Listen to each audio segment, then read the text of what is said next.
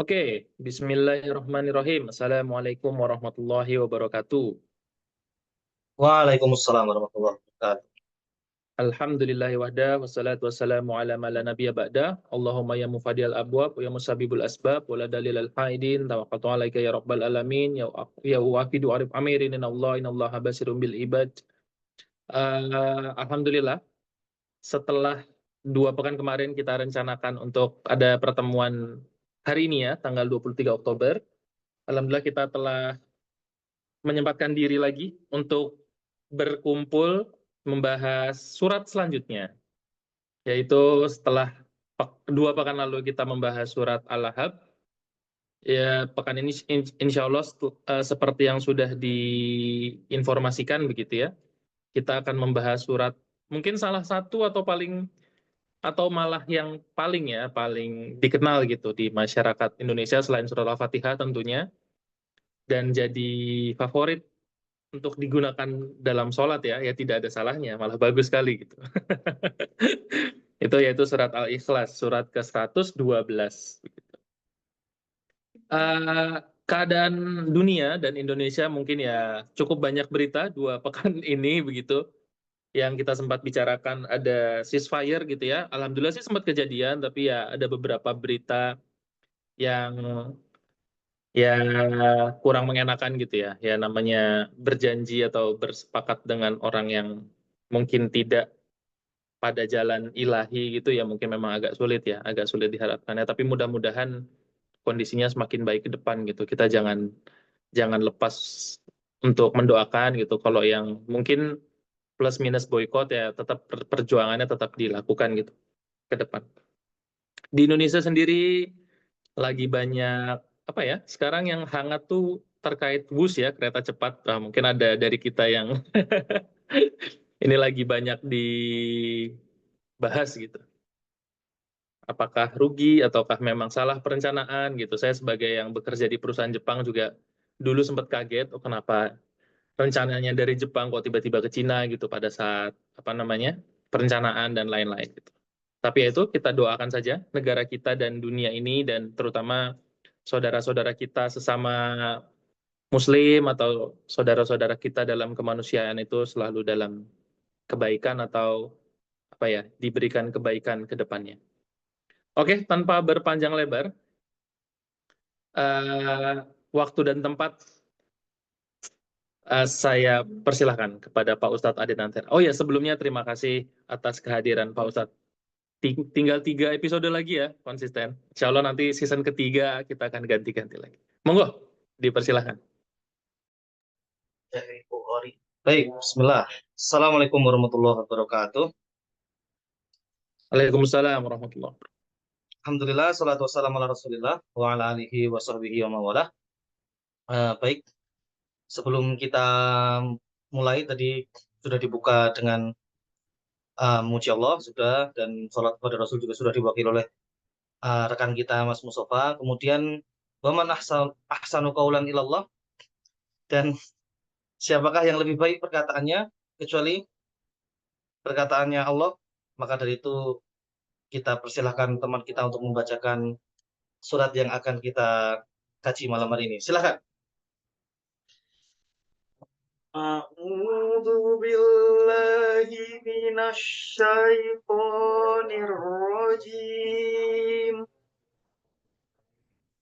Bismillahirrahmanirrahim. Qul huwallahu ahad. Allahus samad. Lam yalid wa lam yulad wa lam yakul lahu kufuwan ahad. Shadaqallahul adzim. Baik, alhamdulillah tadi sudah dibacakan oleh rekan kita. Jadi memang tidak ada perkataan lebih baik dari perkataannya Allah. Jadi yang kita lihat bukan yang berbicara tadi, jangan kita lihat. Yang kita lihat apa yang diucapkan. Bukan. Jadi walaupun perkataan Allah itu paling baik, ada perkataan yang terbaik juga, jelas, yaitu perkataan untuk da'a ilallah, menyeru kepada Allah. Tadi itu perkataan beliau tadi itu menyeru kepada Allah. Jadi termasuk perkataan yang baik. Baik, ya kita mulai ya. Kita masuk ke surat Al-Ikhlas. Dari ayatnya sudah dibacakan, kemudian kita bahas nama suratnya dulu. Ini kan namanya Ikhlas. Ikhlas itu artinya murni, pure. Pure, gimana sih ngomongnya? Pure. Jadi bedanya murni sama genuine, asli. My life is pure, nah, itu kan. Bedanya sama asli apa?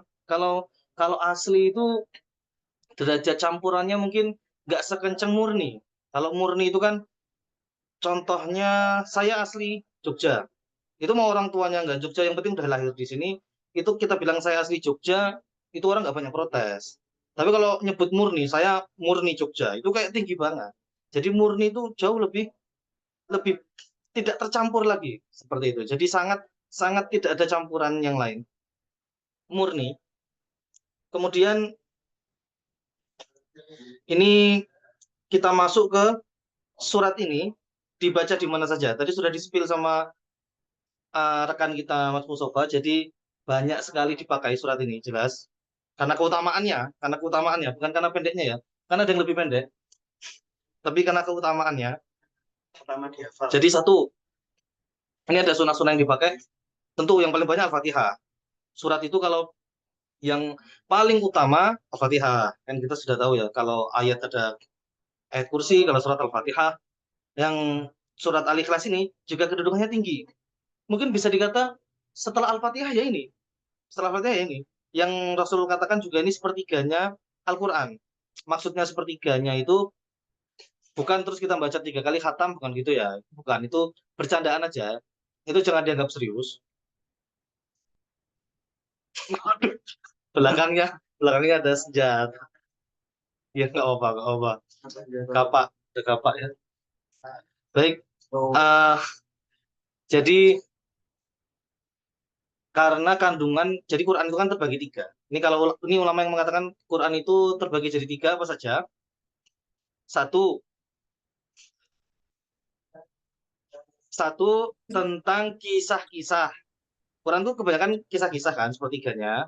Yang kedua, hukum-hukum ataupun ya hukum-hukum, entah itu hukum Islam atau hukum hukum yang Allah tetapkan kepada alam ini, itu hukum-hukum. Jadi Quran itu ada kisah, hukum-hukum, dan sepertiga lagi tentang Allah. Nah, Al-Fatihah lagi. Al-Ikhlas ini menjelaskan tentang Allah. Jadi ini semacam kandungan sepertiga Quran yang bahas ini, bahas Allah. Makanya disebut sepertiga. Bukan karena kita baca 3 kali terus kita khatam Quran, bukan. Dan ada di kapan saja waktu kita baca surat ini. Satu, qobliyah subuh. Qobliyah subuh. Yang kedua, ba'diyah maghrib. Yang ketiga itu sholat witir. Kalau qobliyah subuh pada maghrib kan 2. Al-Kafirun dan Al-Ikhlas, sama. Ba'diyah maghrib juga. Kalau witir itu kan ada 3. Ada Al-A'la, Al-Kafirun, Al-Ikhlas lagi. Terus ada juga sebelum tidur. Itu masuk ke daftar zikir-zikir sebelum tidur itu ada Al-Ikhlas. Kemudian ada eh, habis sholat, sehabis sholat, sehabis sholat yang 5 waktu itu ada, kalau di zikir-zikir setelah sholat itu ada Al-Ikhlas juga. Kemudian ada zikir pagi, zikir petang. Yang terakhir itu setelah tawaf. Nanti ada sunah-sunah setelah tawaf itu termasuk membaca Al-Ikhlas. Jadi banyak sekali tempatnya. Memang ini surat yang banyak sekali tempat sunah-sunahnya dibaca. Kalau kira-kira kita mau tadabbur untuk apa? Ya berarti tauhid itu memang harus selalu kita, khususnya tentang Allah itu selalu diperbarui ya, selalu diulang. Soalnya kan memang kalau sudah bertauhid terus kita nggak diganggu setan kan nggak mungkin. Jadi memang kita harus selalu mengulang hal ini. Ini hal yang sangat ditekankan untuk diulang-ulang. Kalau kita membaca di Ibnu Katsir, nah ini surat ini tuh turun ketika orang-orang kafir bertanya tentang Tuhan itu seperti apa sih? Syarat-syaratnya seperti apa? Turunlah surat ini. Ini saya jadi ngeceramahnya Zakir Naik. Jadi wah, enak sekali ya. Ini filter filter terbaik. Filter terbaik kalau kita ditanya untuk memisahkan antara yang kita sembah sama enggak itu ya Al-Ikhlas. Kalau misalnya yang engkau sembah itu masuk di 4 ayat ini, aku sembah juga. Nah, kayak gitu berarti. Enak sekali. Jadi kalau ayat 1 yang kamu sembah itu ayat 1 2 3 4-nya masuk di Al-Ikhlas, kita sembah juga sama. Dan kalau nggak masuk salah satu aja berarti enggak. Kayak gitu.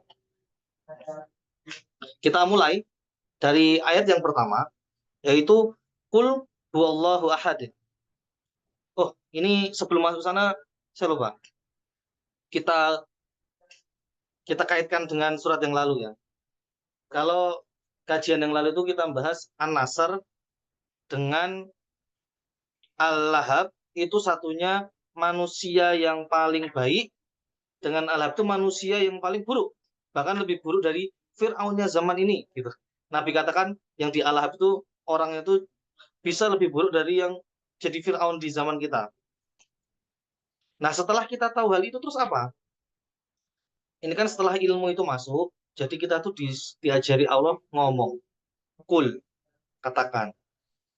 Yang disuruh diucap itu adalah untuk mengikrarkan bahwa Allah itu satu, tentang ketauhidan. Jadi ini semacam kayaknya memang berarti Allah tuh nggak mau kita itu, ini kulin kan bisa di suratnya bisa bisa di mana saja ya, tapi ini di akhir-akhir itu berarti ilmu-ilmu yang kita masuk kemarin itu setelah tahu manusia yang paling baik, setelah tahu manusia yang paling buruk, bahkan kalau kita turut sampai ke surat yang paling jauh sekalipun, dari kita membaca dari Al-Fatihah terus, nah baru kita ngomong, oh kita diajar Allah setelah sebanyak ini kita dapat ilmu, ucapkan, suruh ngomong. Qul huwallahu ahad. Jadi maksudnya ngomong itu berarti lebih lebih ngena gitu. Supaya kita lebih benar-benar merasuk ketika kita mengucapkan pengesaan Allah itu. Kemudian itu kalau kita kaitkan dengan sebelumnya, kita sekarang masuk ke ayat pertama.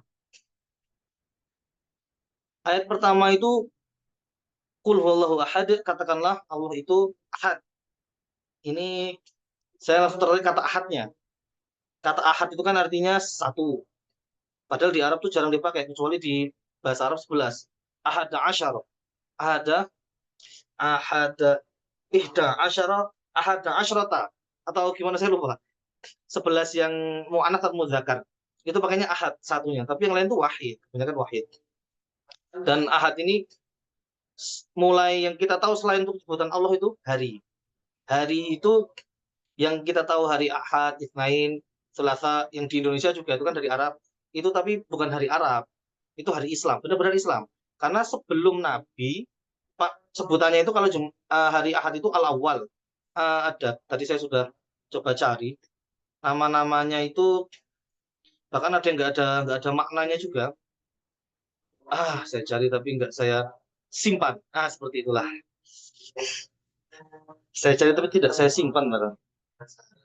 Jadi ada nama-nama sebelum, dan nama Ahad, Itsnain, Selasa sampai Jumu'ah, Sabat itu benar-benar setelah Nabi baru dipakai. Jadi kalau kita pakai nama ini, jadi Islam banget ini, bukan Arab. Arab sebelumnya nggak pakai ini. Nanti ada nama-nama hari Arab sebelum masa Rasul.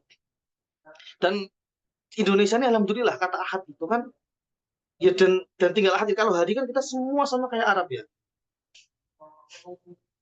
Terima kasih asisten. Itu bisa dicari di Gemini ya. Gemini lumayan komplit. Bisa dicari di Gemini nama-nama hari Arab tadi. Dan kita itu menyerap nama Islam ini. Kita menyerap nama Islam loh di Indonesia.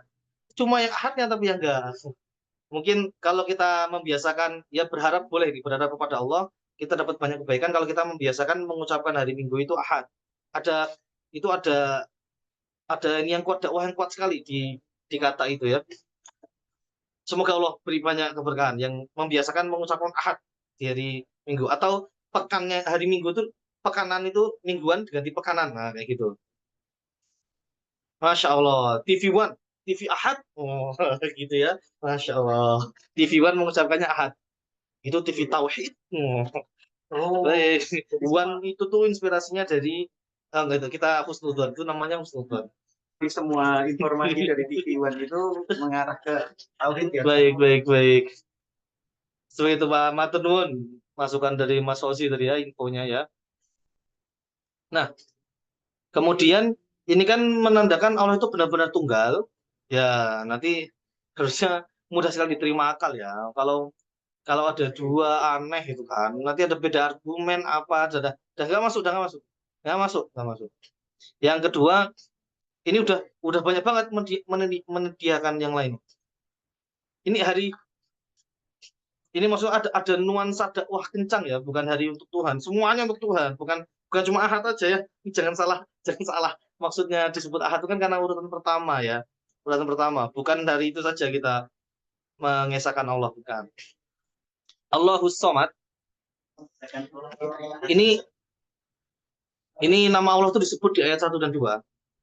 Yang benar-benar nama Allah, kalau yang lain berarti yang paling utama itu ayat 1 2 ini. Yang filter paling kerasnya, yang sebenarnya ini udah cukup kuat untuk memisahkan antara Allah dan segala macam Tuhan yang lain.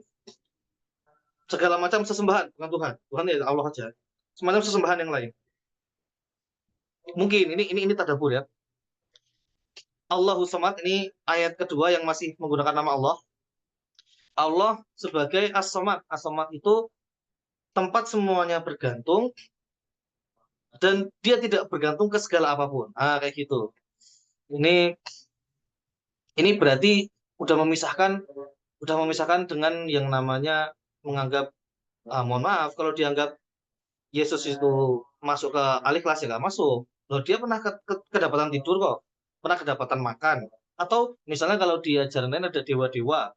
Dewa-dewa ini dewa pencipta, ada butuh dewa perusak. Yang ini butuh, itu udah nggak masuk, udah nggak masuk. Ada dewa-dewa ini butuh dewa ini, itu udah nggak masuk. Jadi semuanya harus butuh Allah. Nggak ada yang nggak butuh sih, nggak ada. Makan aja berarti udah butuh Allah. Kalau orang masih butuh makan, itu masih butuh sama yang Allah ciptakan berarti. Kalau masih butuh makan, siapa yang nggak butuh? Siapa yang nggak butuh? Siapa yang nggak butuh? Nggak mungkin ada yang nggak butuh, nggak bergantung dan sesuatu kecuali Allah aja. Kecuali Allah aja ya. Yang ketiga, nah ini nama Allah sudah nggak disebut lagi, tetapi masih dan malah Allah khusus sekali.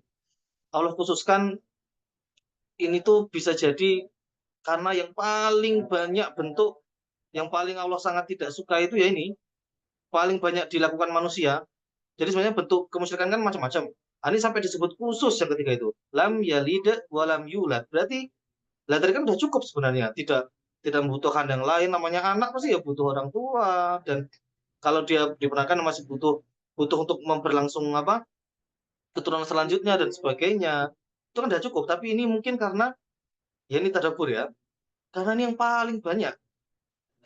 Yaitu mengada-adakan keturunan dari Allah. Lam yalid tidak beranak atau tidak memiliki anak, walam yulad dan tidak diperanakkan. Ini sebenarnya ada hadis yang agak kalau hati-hati ya. Jadi ada keluarga Allah ada, tapi kalau anak nggak ada di konsepnya di Islam. Kalau keluarga itu ada. Siapa keluarga Allah? Yaitu Ahlul Quran. Orang yang kalau di sini sebenarnya nggak cuma menghafal ya, dia ikut menjaga Quran sampai Ahlul Quran itu masuk ke keluarga Allah. Tapi bukan anak, agak beda ya. Arabnya itu sama walid. Oh iya. Bahasa Arabnya apa? Baik, ini pada pertanyaan dari rekan kita. Kenapa nggak pakai ada Ibnu, ada Walid? Bedanya Ibnu sama Walid apa? Kalau Ibnu bintun itu anak, tapi yang nggak masuk di kata kerja. Nggak tahu kalau di bahasa Indonesia apa ya. Kalau Walid itu bisa masuk kata kerja. Jadi Walid itu orang yang itu kayak aduh jadi ketemu walid yang lain kan itu jadi belok gitu. Walid itu kalau fa'il itu pelaku, orang yang memiliki anak itu walid. Itu berarti laki-laki. Maksudnya walid kalau walidah perempuan. Walid kalau kayak orang yang memukul ya dorib, orang yang berkhotbah ya khotib, orang yang itu namanya wazan. Itu walid, orang yang itu berarti bapak. Walid itu bapak, kalau anak walad. Itu yang bahasa yang bisa diotak-atik. Tapi kalau itu nggak bisa. Ibnu itu ya buat Ibnu itu urusan nasab. Astagfirullah, kayaknya di situ. Ibnu dan lain itu urusan nasab. Dan ini yang disebut lam yalid walam yulad itu makanya walad itu bukan nggak cuma urusan nasab yang orang ada yang walid tapi nggak ada nasab juga bisa.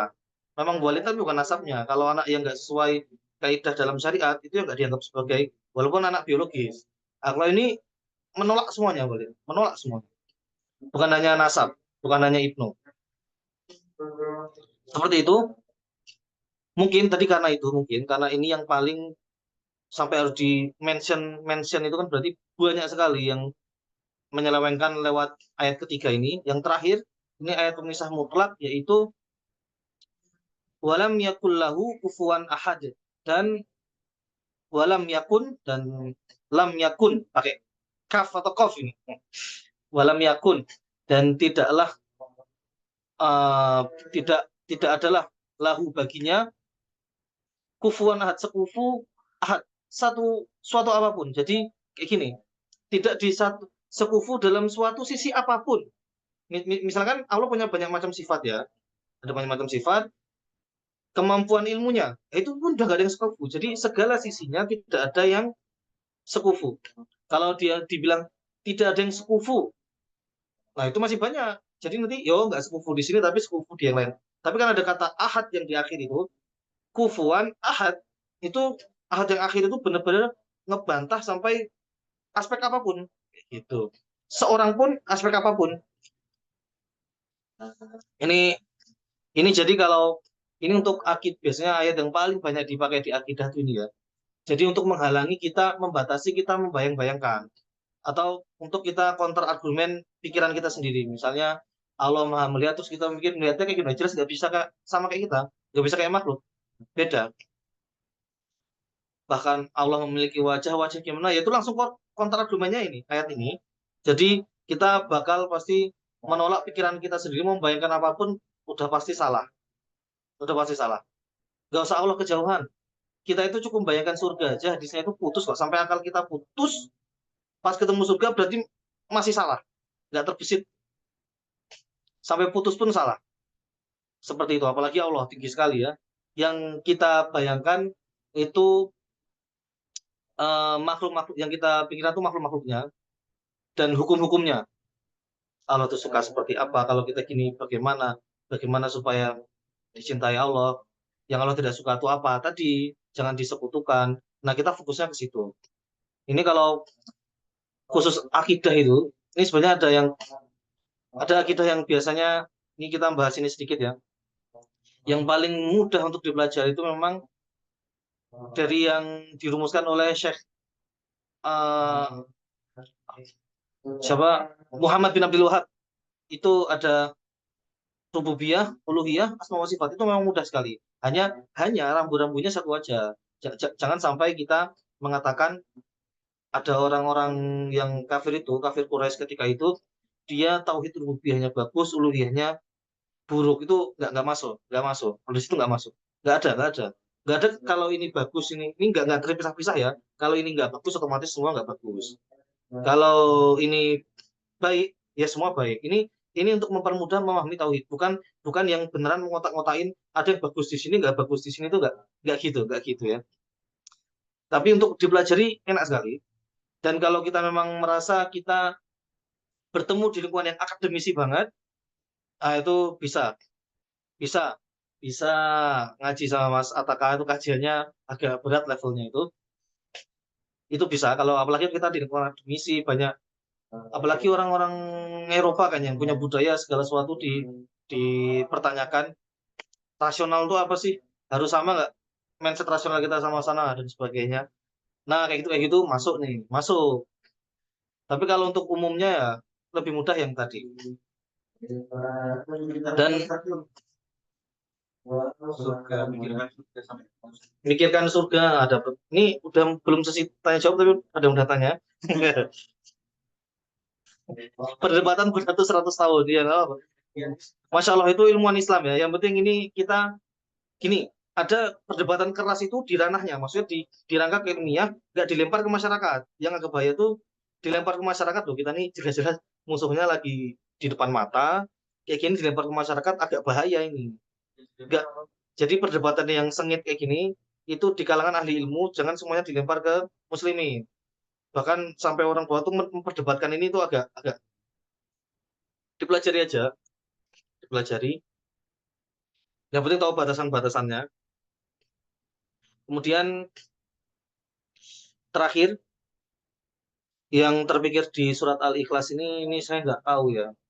Jadi kenapa kenapa kol-kolah? Yaitu mungkin karena supaya lebih lantang, mungkin supaya lebih lantang kol-kolah semua. Dan ini nyambung sama Al-Masad. Jadi pikiran yang saya tanamkan ini, oh sebentar, mungkin saya nggak urut. Tadi Al-Masad itu kan bak semua ya, kol-kolahnya. Bak, terakhir kok pakai dal. Terus masuk ke Al-Ikhlas, dal. Jadi kalau manusia yang bikin sesuatu itu kita boleh sih bilang ini biasa aja. Ya kebetulan lagi pengen dapat kol-kolahnya itu bikin saja. Ya kebetulan, tapi ini Allah. Kalau Allah itu mustahil, maknanya sempit mustahil.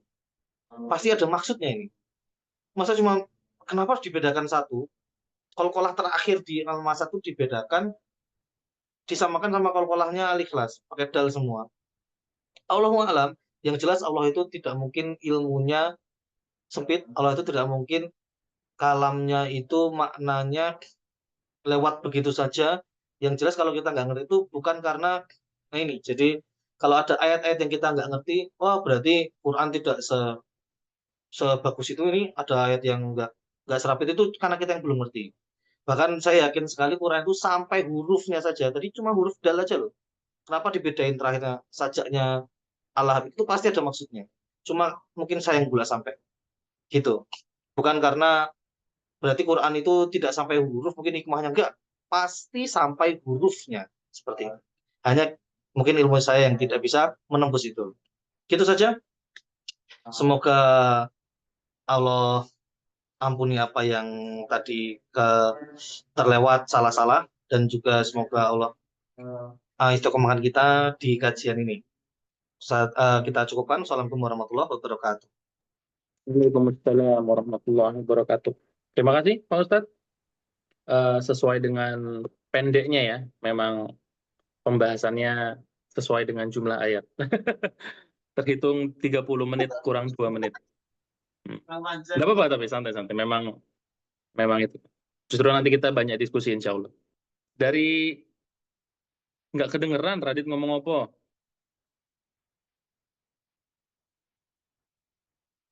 Nggak kedengeran nih. Kurang panjang katanya. Oh kurang panjang. Ya. Nanti nggak ikhlas nanti. Biar diskusinya panjang. Dari rekan-rekan ada yang mau berbagi tadabbur atau bertanya mungkin? Kalau belum mungkin saya awali dulu ya. Tadi sempat ini. Tadi kan sudah dibahas bahwa al-ikhlas itu artinya murni gitu. Kemudian ya keutamannya banyak, terus ada sepertiga Al-Qur'an gitu, ada karena Al-Qur'an isinya sepertiga kisah, sepertiga hukum dan sepertiga tentang Allah gitu ya. Dan al-ikhlas ini membahas memang tentang Allah aja gitu. Begitu. Nah, pertanyaan saya mungkin diawali dengan sedikit tadabur dan pertanyaan gitu ya. Sedikit tadaburnya itu kalau yang saya rasa gitu, Allah tuh sudah menjelaskan dirinya, zatnya itu dengan sangat sederhana, dengan sangat simpel gitu, hanya dengan 4 ayat aja gitu. Nah, tapi kan kita sebagai hambanya tuh karena ya mungkin terlalaikan dengan aktivitas, terlalaikan dengan kegiatan-kegiatan yang mungkin kalau kita balikan sebenarnya ke Allah lagi gitu. Kayak menjaga anak itu sebenarnya gitu.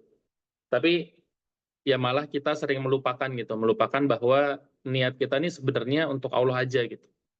Yang kita sembah, yang kita jadikan sesembahan tuh hanya Allah saja gitu ya. Bukan uang, bukan diri sendiri, bukan anak, bahkan bukan istri gitu. Nah, pertanyaannya, gimana di zaman ini, di segala macam aktivitas bisa kita lakukan dalam satu hari gitu ya, gimana sih tips dan triknya supaya kita terus ingat gitu, ingat sama Allah.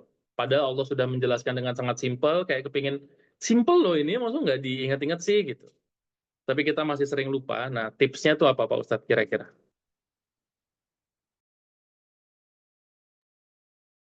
Nih, Kalau Masya Allah, ini bagus ini ya, mencari tips supaya kita bisa tetap stay, stay halal brother, stay di jalan yang lurus. Tadi kan ini berarti Tuhan kita baik sekali ya. Iya, saya jadi kepikiran. Tuhan kita baik sekali. Jadi dimudahkan konsep ketuhanan itu kan biasanya di tempat lain rumit sekali. Di tempat kita Allah sederhanakan jadi 4 ayat. Ini dan enak. Anak kecil pun pertama untuk menghafal sebelum mereka memikirkan isinya, menghafal pun ini termasuk ranking surat yang di awal-awal langsung hafal cepat tuh ya ini kayaknya. Ini termasuk rankingnya tinggi. Jadi Masya Allah, yang paling pokok Allah jadikan paling mudah dihafal. Masya Allah, baik sekali Tuhan kita. Dan memang itu sifatnya. Dari sifat yang paling banyak, dari sifat yang banyak, bukan. Dari sifat yang banyak, yang paling banyak disebut, ya Rahman Ar-Rahim. Itu mengalahkan sifat Maha Aziz, Maha Maha dan sebagainya ya. Maha membalas, Maha sucinya. Tapi yang paling banyak Rahman Rahimnya. Dan kalau kita pengen menjaga, itu senjata utamanya ya doa dan ikhtiar, ya. Tapi kayaknya lebih lebih diberatkan di doanya. Kalau bukan karena engkau, kan aku berdoa padamu. Jadi ikhtiar ini bisa, ikhtiar itu kewajiban. Tapi syarat awalnya doa dulu atau ikhtiar dulu. Ya itu untuk adabnya tetap dari Allah. Kita bisa lurus apa itu dari Allah. Ini mirip kayak kalau saya ngajar itu yang bisa yang bisa menjadikan anak itu benar-benar bagus itu bukan ya kita belajar parenting ya. Kalau ada teorinya, bahkan ada pelajaran dari Nabi juga, tapi senjata terbaik itu justru menitipkan kepada Allah. Tapi kita jujur, yang penting kita jujur, kita beneran jujur, itu kita kesibukan atau apa, anak dan sebagainya, itu kesibukannya karena hal yang memang itu tanggung jawab kita, belum bisa dibebankan ke mereka. Atau tanggung jawab di masyarakat, orang lain nggak ada yang peduli urusan ini nih. Nah, jadinya mau nggak mau kita ngambil, nah, itu kita jujur terus kita nitipin keluarga kita kepada Allah. Ini lebih dahsyat daripada kemampuan-kemampuan yang lain. Ya, ini contoh kalau kita itu bergantung ya, kita tuh lemah, bukan Tuhan. Ini loh, kita tuh bukan Tuhan. Mereka bisa Gak bisa kita bergantung kita ya. Baik, ya moga-moga kalau untuk tips-tipsnya ya pasti ada. Cuma itu yang baru bisa saya sampaikan aja. Moga kalau dari yang lain, gimana caranya kita mempertahankan ini? Tentu di lingkungan orang soleh, pasti lingkungan orang soleh. Ya. Sebenarnya salah satu dulu waktu ngaji awal-awal ya, awal kuliah itu, salah satu yang membuka mata dan pikiran tuh yaitu ma'rifatullah itu. Ma'rifatullah tuh ini banget. Mungkin pertanyaan lanjutannya kan ada hadis kayaknya ini ya, kalau apa sih? Kayaknya tidak bagus kalau aroma makanan tuh sampai ke tetangga tapi rasanya enggak ya. Nah, kalau itu tampilan orang makan terus tapi rasanya tidak sampai ke yang lihat tuh gimana hukumnya, Pak Ustaz? Baik, itu intermezzo aja. Dari rekan-rekan yang lain ada yang ingin ditanyakan? Pak Ryan, Pak Ustadz Fauzi, atau Pak Radit yang lagi makan? untung food vlogger itu aromanya nggak kemana-mana ya. Nanti bisa harus bagi-bagi. Tapi ke masih siapapun. mending kalau cuma aroma. Kalau yang susah tuh kalau kita disuruh ikut bayarin tapi kita nggak ngerasain. Waduh, proyek apa? Waduh, kemana-mana ini. Bayar tapi nggak ikut ngerasain. Kita tepat. Kembali ke jalur, kembali ke rel. Ikut membayarin tapi nggak ikut ngerasain tuh kita udah ngumpulin harta banyak terus meninggal. Itu, iya, benar. Mau ilmu juga ngumpulin ilmu banyak, nggak ada yang belum sempat dijadikan bermanfaat. Oke, dari rekan-rekan, dari Ustadz Fauzi mungkin biasanya ada fakta-fakta unik atau tadabur unik nih. Oh, ada chat nih. Kalau yang ditinggali soleh, insya Allah mau beramal atas nama yang meninggal. Oh iya, betul. Amin. Masya Allah. Jariah, sodakotun jariyah. Hartanya jadi yang jariah kalau itu. Lewat keturunan yang solehah ya. Hmm. Keturunan yang solehah bisa. Ini coba tapatin soal, Pak ya. Kepikiran aku. Surat apa? Oh, langsung.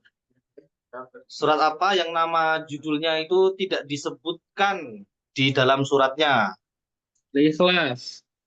Ya, selain itu, Bu, selain itu dong. Selain Al-Fatihah. itu, Fatihah.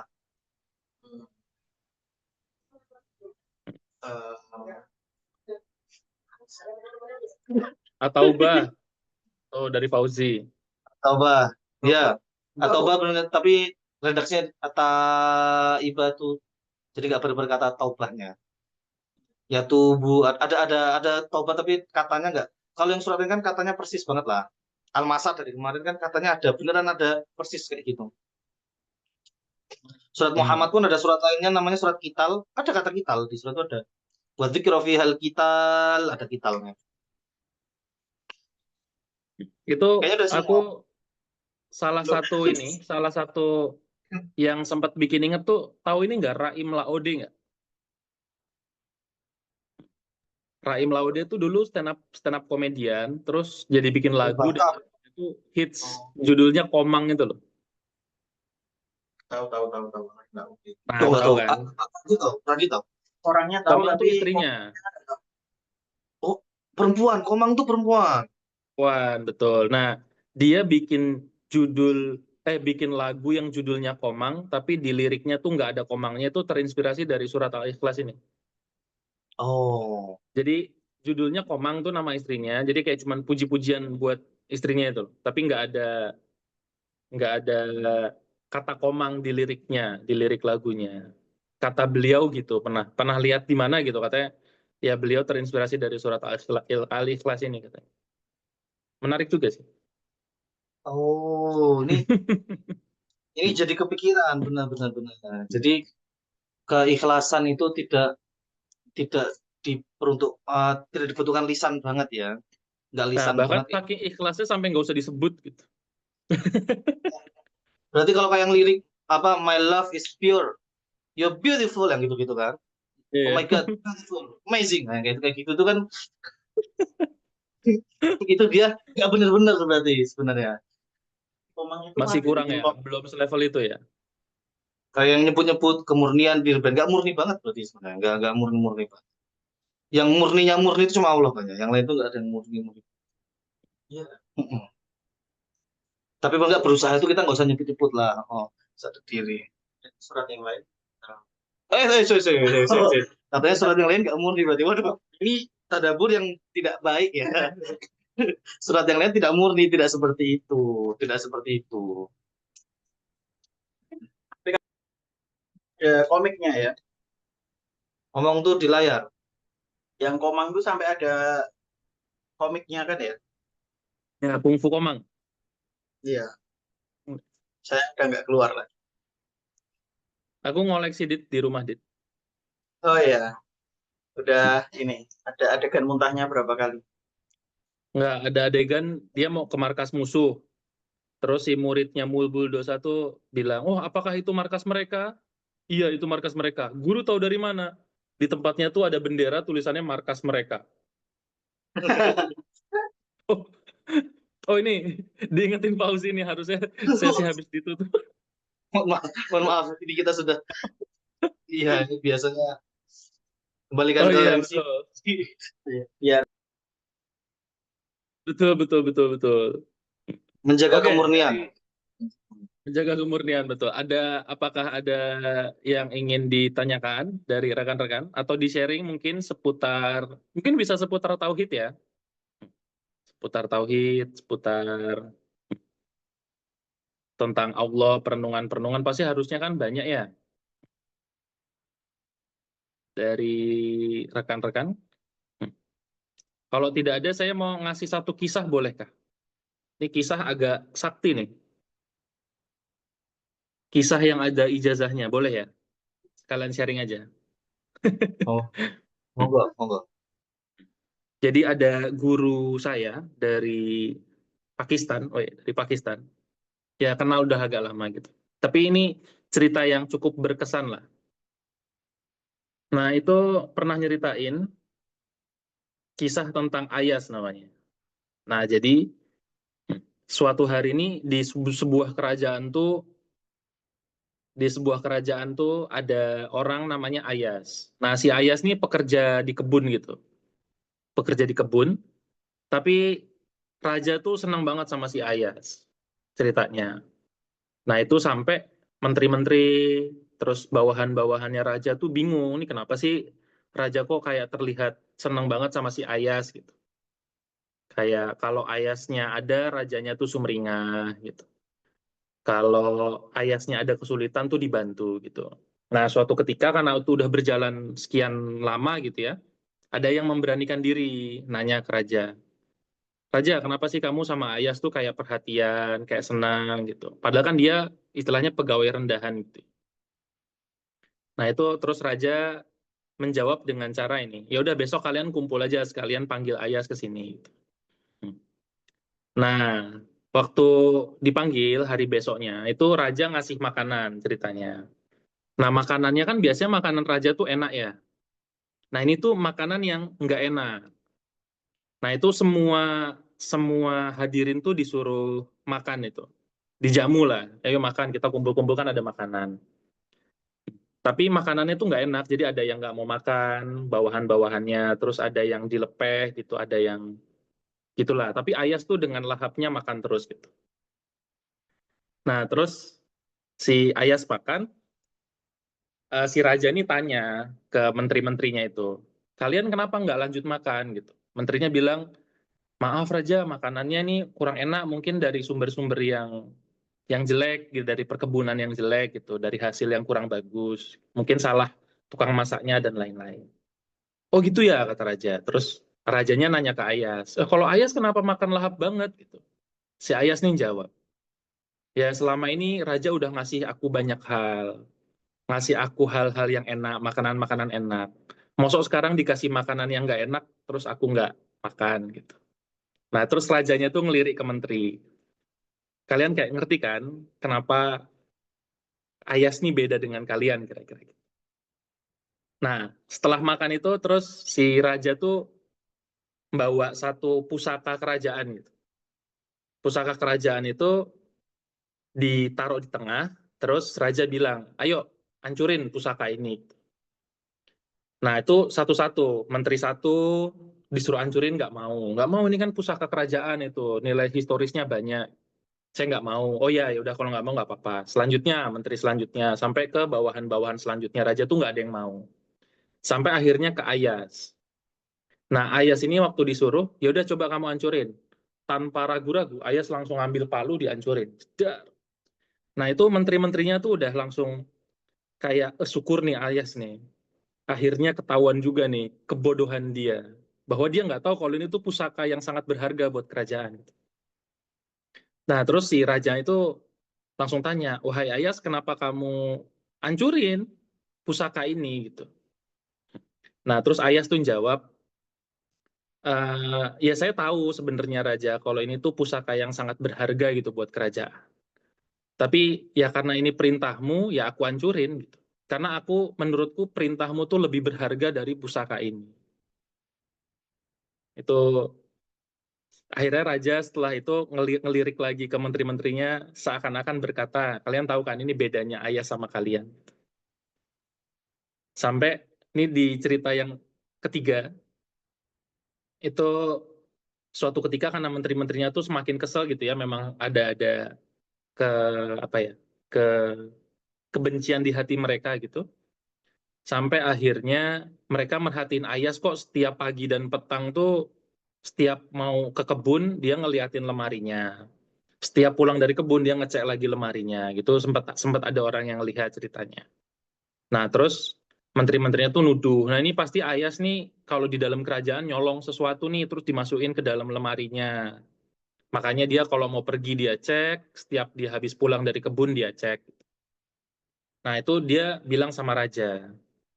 wahai raja, ini Ayas begini-begini. Kayaknya dia kan orang yang nggak punya ya, nggak mungkin ada barang berharga gitu.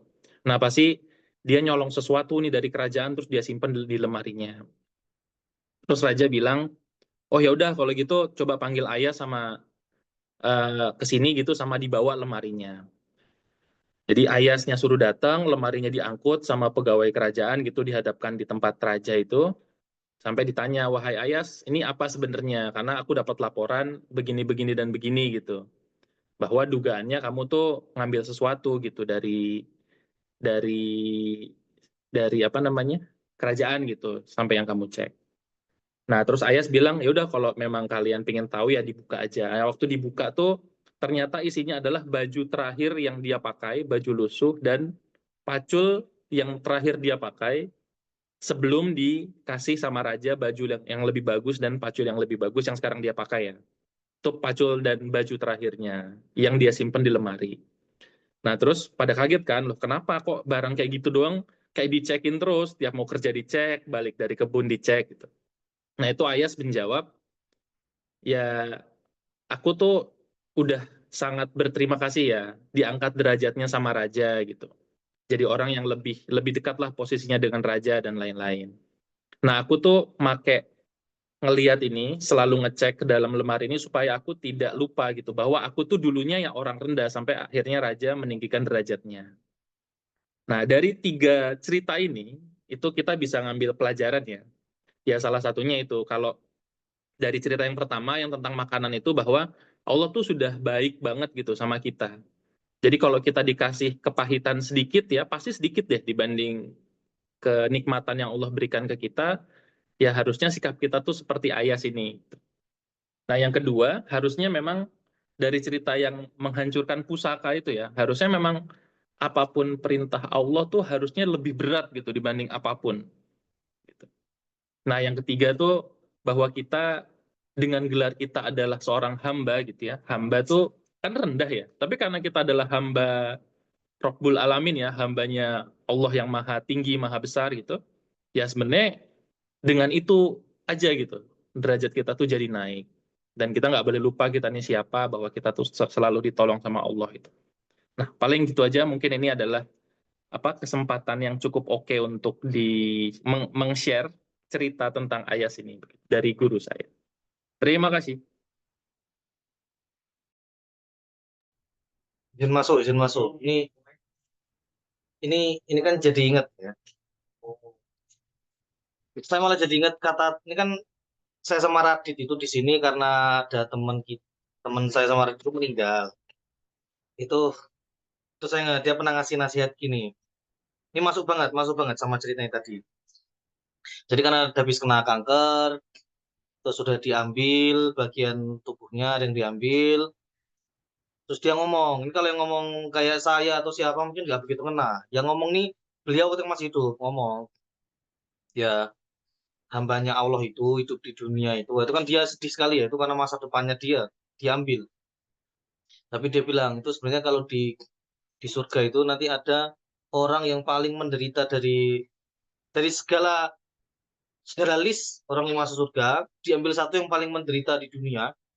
Ya kan pasti karena perang apa dan sakit. Tapi yang paling sakit siapa siapa yang paling sakit dari yang di surga itu dicelupin sebentar di surga terus ditanya gimana kesulitanmu tadi enggak itu dia bisa nenangin dirinya pakai itu coba masya Allah itu cuma dicelup doang belum kalau tinggal tinggal selamanya mungkin kalau ini ketinggian kita kita breakdown ke ini aja lah kalau kita breakdown ke kasus dunia itu berarti kesulitan-kesulitan tuh kayak kayak misalnya kalau kita mau dicubit atau disuntik tapi dikasih hadiah nanti tanah satu Jogja buat kamu semua ya nggak ada sakitnya suntik itu nggak ada sakitnya yakin cubit apa tuh nggak ada sakitnya semua itu itu padahal kalau surga tadi itu cuma nyelup kalau kalau dunia aja misalnya cuma cuma tadi diiming-imingi tanah itu bisa disuntik dapat tanah segitu itu udah nggak apa yang takut suntik aja bakal mau kok nggak sakit kok ditanya sakit nggak sakit nggak sakit nah ini surga itu celup aja segitu apalagi tinggal gitu itu ini karena saya yang ngomong mungkin nggak kerasa tapi kalau pas beliaunya yang sudah meninggal yang ngomong itu, waduh, itu kita kayak, ini dinasihati sama orang yang habis kenal ini ngeri sekali ini. Ya kayak itu tadi ya. Atau ini kayak kisah Nabi Ayub berarti ya, Ayas tadi, yang sakit lama sekali, pas diminta minta sembuh loh, istrinya masuk akal kok minta doa sembuh tuh boleh. Cuma malu, bisanya pola pikirnya tinggi sekali ya, malu. Di compare sama tahun sehatnya coba. Aku 17 tahun sehat, ini sakit baru berapa tahun, Insya Allah, Masya Allah. Wali Allah kayak gitu ya. Gitulah. Monggo, kembali, kembali Mas. Pernah dengar juga kalau orang yang apa namanya seumur hidupnya dikasih kenikmatan gitu, terus secelup aja di neraka, itu langsung ditanya, bukannya hidup kamu tuh selama di dunia penuh penuh dengan kenikmatan itu. Terus kata dia, kenikmatan apa? Nggak ada kenikmatan itu.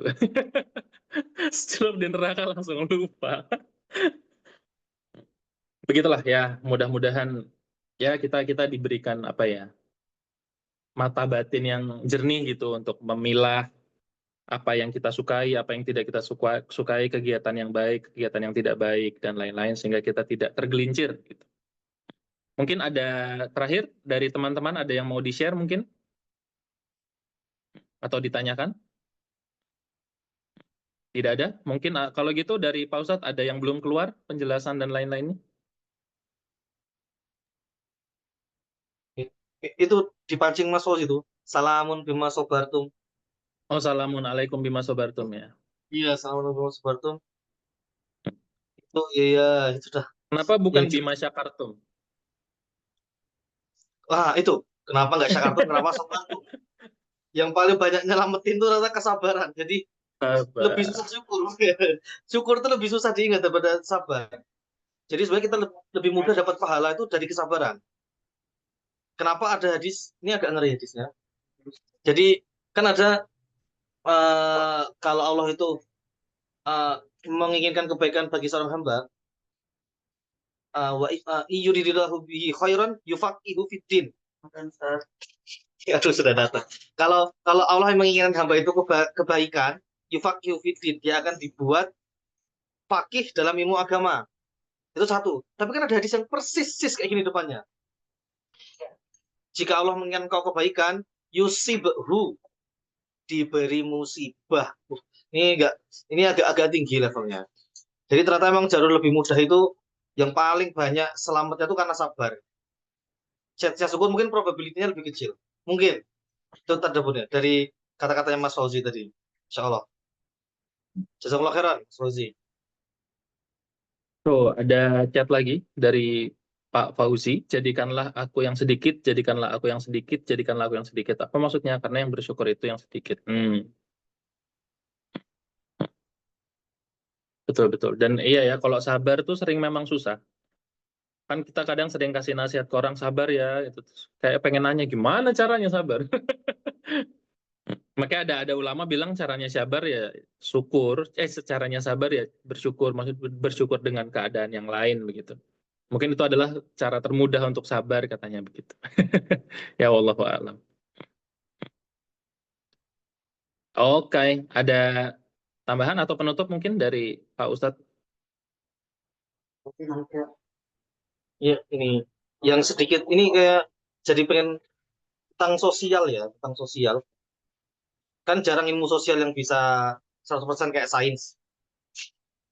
Kalau fakta-fakta Allah yang sains itu kan sekarang terbukti ada hitungannya 100% mutlak Quran itu. Tapi yang sosialnya ternyata mutlak juga kok, bener. Yang disebut sedikit itu pasti sampai sekarang sedikit terus. Yang namanya syukur itu qalilan ma tashkurun itu masih benar. Kalau katsirun minhum fasik, yang lebih banyak yang fasik, yang lebih banyak yang ingkar, itu fakta sosial nggak terbantahkan. Ada berarti hukum sosial nggak terbantahkan. Kebanyakan itu lalai, kebanyakan itu hukum-hukum sosial ngeri sebenarnya. Udah sosial itu kan bukannya nggak bisa dihitung ya, manusia itu nggak bisa ketebak, tapi ketebak kok. Yang sedikit selalu gitu, yang banyak selalu gitu. Jadi kalau suara itu selalu dengan yang mayoritas, pasti ada dampaknya. Iya, iya, iya, iya, kemana-mana ini. Oke, Betul, oke, kita betul, tutup betul. saja, tutup saja, tutup saja. Karena mayoritas orang, lanjutin deh. Cukup, cukup. Cukup ya. Berarti boleh nggak sih kita minta, ya Allah uji hamba dengan yang bisa disyukuri aja ya Allah, jangan yang bisa disabari. Minta-minta doa gitu. Oke, paling sekian. Sudah ya? Oke, sekali lagi jazakumullahu khairan kathiron kepada Pak Ustadz Adenantera yang sudah lagi-lagi menyempatkan diri untuk berbagi ilmu dan hikmah-hikmah yang telah beliau ketahui. Semoga dibalas oleh Allah dengan balasan yang berlipat ganda gitu. Dan juga mungkin bisa melalui kita-kita juga nanti. Pokoknya ke depan kita kan sudah berteman yang bukan sekedar teman gitu ya. Ya kita bisa saling bantu insya Allah ke depan. Oke, berarti insya Allah kita akan bertemu lagi. Jangan bosan-bosan. Sisa 2 pertemuan terakhir, jadi 2 pekan lagi dan 2 pekan setelahnya. Untuk season kedua ini, dengan begitu kita menggenapi 13 episode tentang tadabbur ayat-ayat Allah begitu ya. Sebelum kita nanti beralih ke season ketiga, yang mungkin formatnya akan kita sedikit kulik lagi supaya lebih menarik. Itu insya Allah. Semoga Allah berikan hidayah untuk selalu bisa konsisten begitu. Mari kita tutup dengan doa kafaratul majelis. Subhanakallahumma wa bihamdika asyhadu an la ilaha illa anta astaghfiruka wa atubu ilaik. Oh, sebentar, sebelum saya tutup ada chat dari Pak Fauzi, dan jika kamu menuruti kebanyakan orang yang di muka bumi ini, saya kamu menyatakan ya, mereka hanya mengikuti prasangka belaka dan mereka hanyalah membuat kebohongan. Al-An'am. Ya, sedikit nyindir-nyindir demokrati gitu ya. Oke. Terima kasih atas kehadiran teman-teman juga sekalian. Sampai ketemu insya Allah kedua pekan ke depan. Terima kasih. Saya akhiri. Wabillahi taufik wal hidayah. Assalamualaikum warahmatullahi wabarakatuh. Saya stop recording.